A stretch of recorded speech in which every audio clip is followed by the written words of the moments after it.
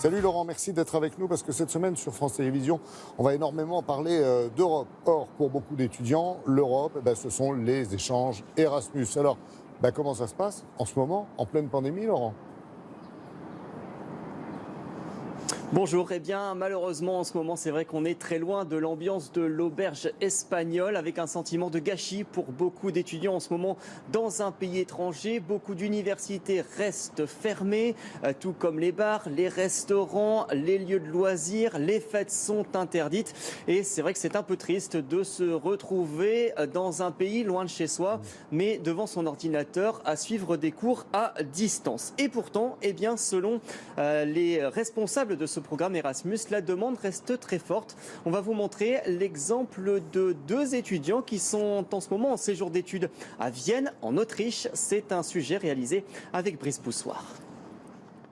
Normal, à la veille des grandes vacances. Mais ils devront tout de même garder les gestes barrières pour éviter que l'épidémie ne reparte. Vienne est la ville parfaite. C'est ce qui a motivé David Leander Kaiser, originaire de Kassel, dans le centre de l'Allemagne, à venir en Autriche pour un séjour Erasmus. Ravi de pouvoir photographier seul les palais impériaux, sans aucun touriste. Mais avec le Covid, l'expérience est très différente de ce qu'il imaginait. Bien sûr que j'aurais aimé faire la connaissance de plus de personnes, de me faire de nouveaux amis. C'est aussi le but quand on part étudier à l'étranger. Mais ça n'a pas été possible.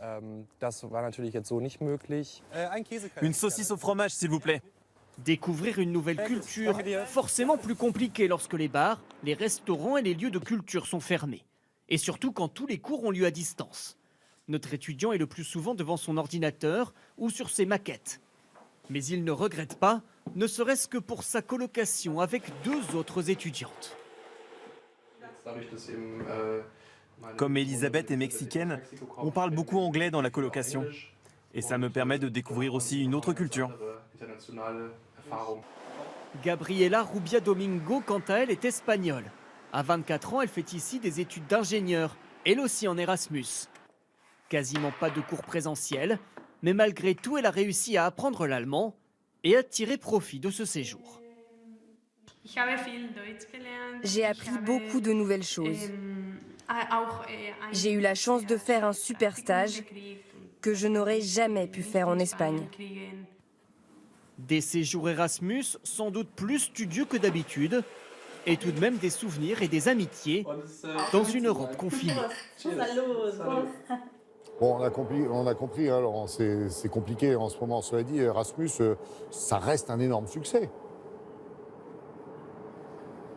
Oui, ça fait 33 ans que ça existe et déjà environ 4 millions d'étudiants en Europe en ont bénéficié. C'est chaque année 100 000 étudiants français qui vont dans un autre pays européen et qui touchent une bourse de mobilité de 400 €. Alors quelques petites infos, le pays le plus populaire, c'est l'Espagne toujours. Sachez que depuis cette année, malheureusement, il y a un pays en moins, la Grande-Bretagne avec le Brexit qui s'est retiré de cet accord Erasmus qui était trop coûteux d'après le gouvernement à Londres. Mais avis aux amateurs, c'est en ce moment qu'il faut faire ces dossiers. Ça reste une superbe expérience. Et puis, il y a 34 pays dans l'accord Erasmus. C'est donc plus que le nombre de pays de l'Union européenne, puisque ça inclut des pays avec lesquels il y a des partenariats, justement pour ces études à l'étranger, notamment la Turquie ou encore l'Islande.